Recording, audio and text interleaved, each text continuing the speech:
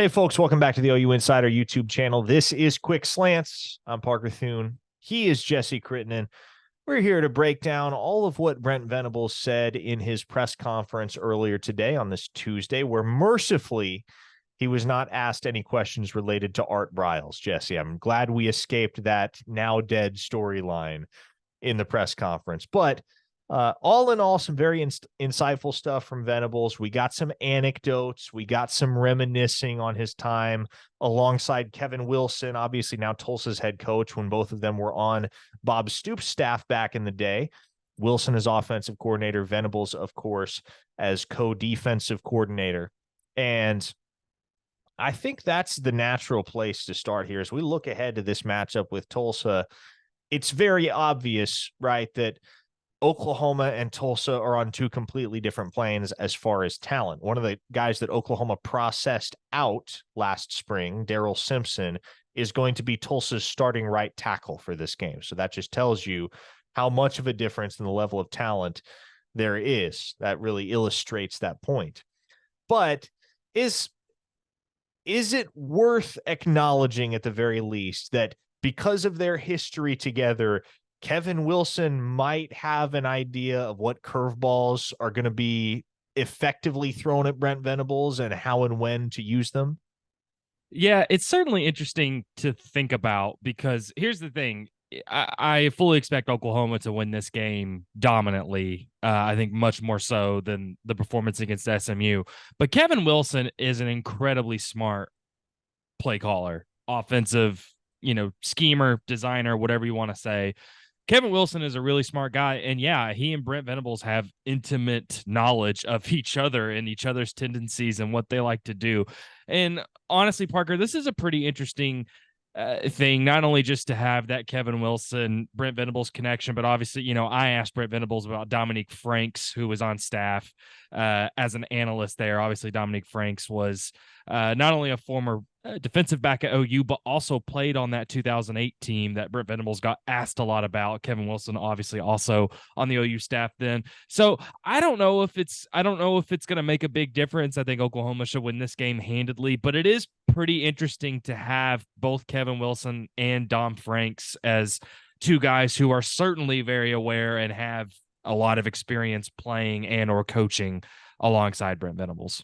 Through 2 weeks, Jesse, Oklahoma is top 10 nationally in scoring offense and scoring defense. Now, you probably wouldn't guess it by the discourse surrounding this football team right now. But again, top 10 nationally in scoring offense, top 10 nationally in scoring defense, 2-0. They've covered the spread in both games.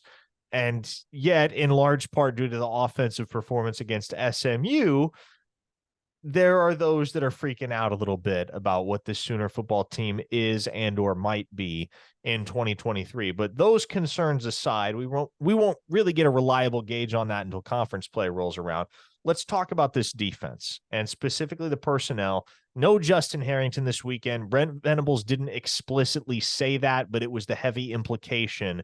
Now, with Harrington presumably out of the picture entirely this weekend, and Dasan McCullough highly questionable, the natural consequence there is that we're going to see a lot of Peyton Bowen, which I would imagine most Sooner fans will have no issue with.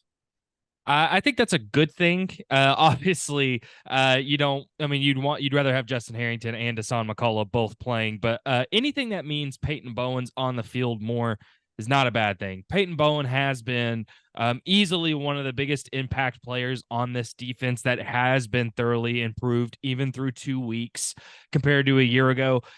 Peyton Bowen just makes plays, Parker. He just makes plays. Put him on the field somewhere. Put him on the special teams unit. He'll go block a punt. Put him in the game in a critical fourth down in the fourth quarter. He'll have a pass breakup. He's just a guy, but this is going to be an interesting place for him if Harrington and McCullough are both out, because Cheetah is a tough position, man, and we know that Peyton got some run there in fall camp, but Cheetah is a lot of responsibility, and Peyton hasn't really played there through 2 games. So it would not only be interesting to see him on the field more if all this happens, but to see him in a role where he's going to be used to rush the quarterback. He's going to be used to, cover things over the middle. He's going to be used as a defensive back, guarding, wide receivers down the field. That could be easily the best indication of where Peyton Bowen really is thus far this season if he plays Cheetah. As far as the wide receivers go this coming Saturday, and as far as their usage last week against SMU, Jesse, I think many were surprised to see only 3 Oklahoma wideouts catch a pass. Andrell Anthony had 7 catches. Jalil Farouk had 3. Drake Stoops had 2, and that was it. Gavin Freeman was targeted twice, didn't catch a pass. Nick Anderson, Jaden Gibson, they didn't even receive a target. LV Bunkley Shelton was targeted once, didn't result in a reception either. So, and I saw a take today. It was a fan take, so but a take nonetheless. Well, why if Jeff Lebby's such a good offensive coordinator, why on earth can't he get the ball to the most talented wide receivers on the roster, guys like Gibson and Freeman and Nick Anderson? Well, on the one hand, it's been 2 weeks. On the other hand, you don't want to completely show your hand before conference play. But mindful of all those factors, Jesse, and mindful of the splits that we've seen so far when it comes to snap count for these wideouts, who do you expect to see the bulk of the work go to this weekend, and what could the ramifications be further on down the line in the snap count department? Yeah, 2 games, especially against 2 non-conference opponents that Oklahoma, for the most part, handled pretty well. 2 games is too early to establish any kind of real meaningful trends. But the main one, Parker, that I do think is real, if there's any trend through 2 games that I think is real, it's Andrell Anthony is the number 1 receiver in this offense. He just is, at least as of right now. He has 10 catches through 2 weeks. Nobody else is really even close. Jalil Farouk, who I think all of us thought was going to be the number 1 receiver in this offense, he has 2 catches.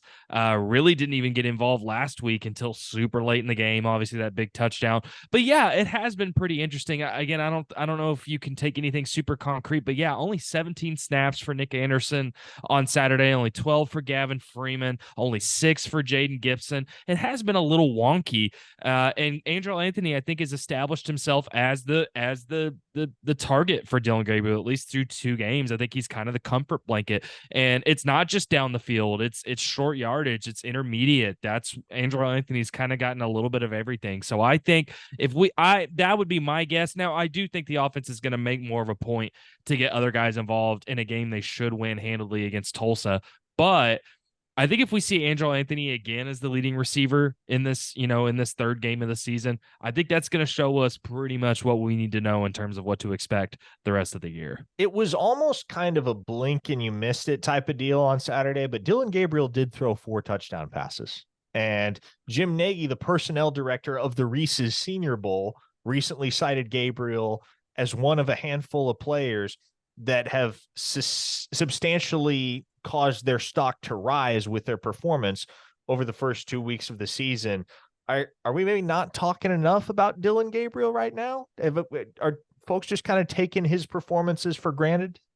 Again, the whole discussion around Dillon Gabriel is really fascinating. I mean, it really is. And I think part of it is because of this lineage of incredible OU quarterbacks that have preceded him, which I think in some ways has understandably warped the way fans look at the quarterback position. Regardless, through 2 games, has Dillon Gabriel been perfect? No, he hasn't been perfect. Has he been pretty dang good?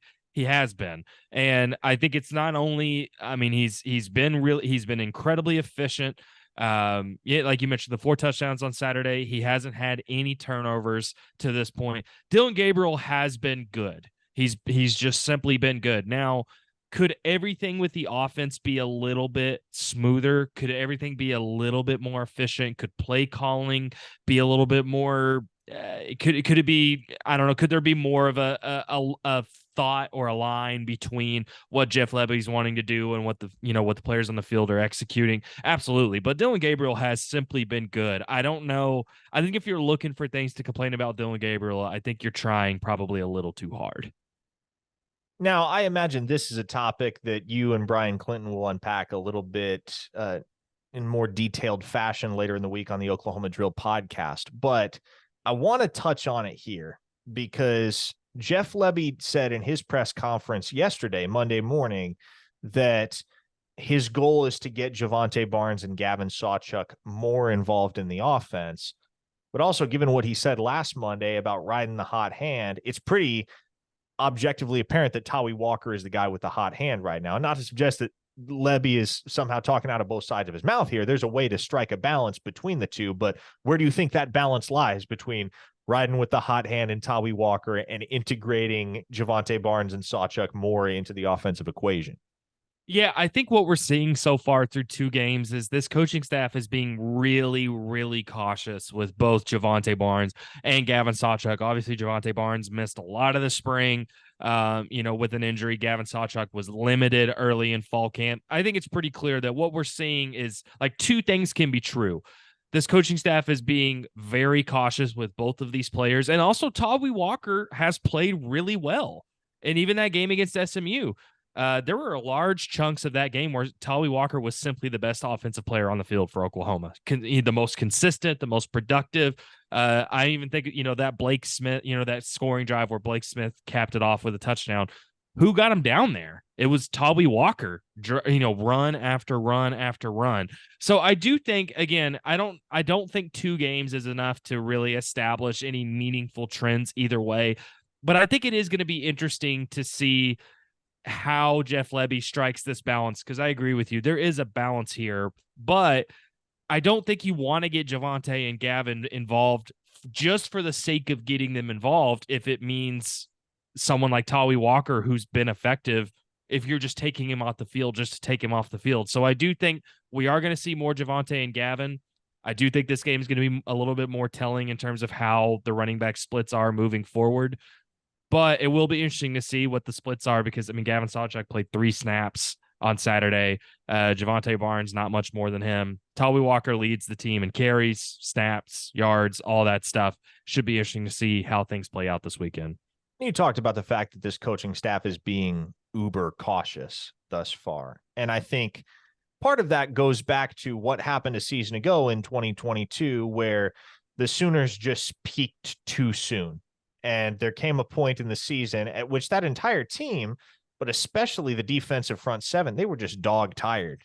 And when you have a lack of competitive depth, that's going to hurt. But even so, here in 2023, where we see the Sooners with more competitive depth all across the board, I think it certainly makes sense that there has been a concerted effort from this staff to just kind of slow things down, be willing to be a little bit more conservative in non-conference play, and save some juice, save some ammo for the grind that is the Big 12 slate. I want to bring up another thing here, Jesse. Reggie Grimes was a guy that caught a lot of flack last year amongst the fan base for his performance and or lack thereof. Week 2 against SMU, Reggie Grimes didn't play a single snap. To you, I know how I feel about it, but to you, wouldn't you say that very much underscores how much growth there has been in the competition and depth department one year to the next? Yeah, definitely. Absolutely. And I think that defensive line, we saw a lot of guys get on the field in that week 1 game against Arkansas State on the defensive line. We saw that rotation get cut pretty significantly against SMU. We didn't see just a ton of bodies, everybody getting a bunch of playing time. That's not what we saw. What we saw, again, saying it for the millionth time, 2 weeks is not enough to establish trends, but the reality is there's a lot of new faces who are simply getting more playing time right now guys that this team just didn't have a year ago, whether that's, heck, Jacob Lacey got the start on the defensive line on Saturday, but R. Mason Thomas got a lot of snaps or got more snaps on Saturday, looked really, really good. They clearly like what they're seeing from DeJoun Terry. They really like what they're seeing from Jordan Kelly, Isaiah Coe.